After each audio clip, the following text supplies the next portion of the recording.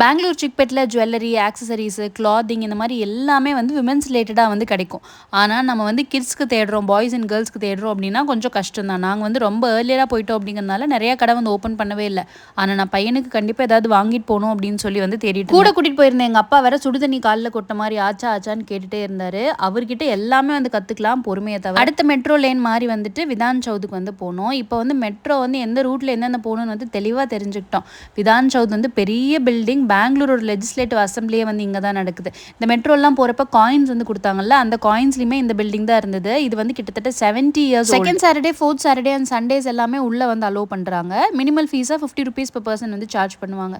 இந்த பில்டிங்கை சுற்றியுமே பார்த்தீங்கன்னா வந்துட்டு ரேஸ் கோர்ஸ், ராஜ்பவன் இந்த மாதிரி எல்லாமே வந்து இருக்குது. ஒரு ஆட்டோக்காரர் எங்களுக்கு தேடி வந்து அப்ரோச் பண்ணார். 20 ருபீஸ் வந்து சார்ஜ் பண்ணுறேன், இந்த பில்டிங்கை சுற்றியுமே காட்டிடுறேன் அப்படின்னு சொன்னார்.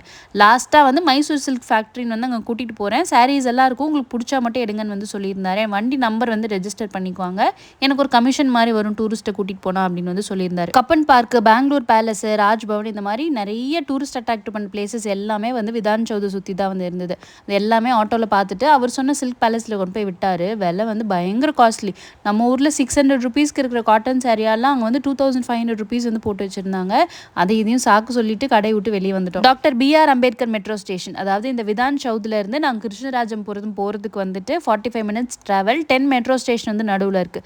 பர்பிள் லேனில் தான் இருக்கும், அதனால நாங்கள் வந்து மாற வேண்டாம். இதுக்கப்புறம் நாங்கள் வீட்டுக்கு போயிட்டு எல்லாத்தையும் பேக் பண்ணி ரெடி ஆகிட்டு நாங்கள் வந்து ரயில்வே ஸ்டேஷன் போய் ட்ரெயின் பிடிக்கிறதுக்கு தான் நேரம் வந்து சரியாக இருக்கும். பெங்களூர் வர்றப்போ கூட குட்டி பையனை ட்ரெயினில் வச்சு சமாளிச்சிட்டோம். ஆனால் போகிறப்ப தான் அங்கே ஓடுறா இங்கே ஓடியாரா, அங்கே இருக்கவங்க எல்லாத்துக்கிட்டையுமே வந்து ட்ரெயினில் ஃப்ரெண்ட்ஸ் ஆகிட்டோம். நெக்ஸ்ட் டாஸ்க் ஸ்டேஷன் வந்தோடனே பெரிய பையனை வந்து சமாளிக்கணும்னு வந்து யோசிச்சுட்டே இருந்தேன். ஏன்னா நான் பெங்களூர் வரதை சொல்லாமல் தான் வந்து வந்திருந்தேன். அவங்க அப்பா வந்து சொல்லிட்டாரு, நீங்கள் எங்களை விட்டுட்டு பெங்களூர் போன மாதிரி நாங்கள் வந்து மும்பை வந்து போகிறோம், உங்களை சேர்த்துக்க மாட்டோம் அப்படின்னு